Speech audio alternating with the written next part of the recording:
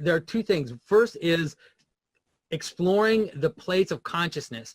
And I really would wish, I really wished, and I think I've said this to you before, I really wish that Sam and Jordan, when they talk, could have talked more about consciousness, because this notion that the world kind of, that consciousness participates in the way the world lays itself out. And that's our primary interface, let's say, with the world, before science, let's say. That science comes second. The first interface we have with the world is this phenomenological reality of encountering the world.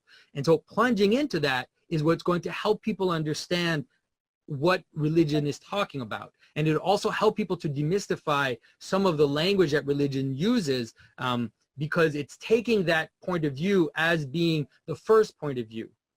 And so, you know, like I always tell people, it's like no matter what you say, the sun still rises in the morning and it still goes up into the sky and it sets at night. And that's actually the most important part that the sun has for you, because that's how you settle your day. That's how your whole life is structured around the fact that the sun gets up in the morning. And so that reality, that phenomenological reality, is primary.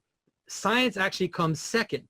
And I think that that's, and if you plunge into that phenomenological reality and the way the world lays itself out, then all of a sudden, let's say rituals of centeredness, rituals of things like communion, things like sacred spaces will start to make sense, because you'll see that without those, things start to fragment and fall apart. And that's what we're seeing in society today. And so I think that that's, consciousness is the key. And then also really going past this idea that religion is just a bunch of things that people need to do, that although it is part of religion, but to understand how it is really a language and a way of being which participates in the existence of reality.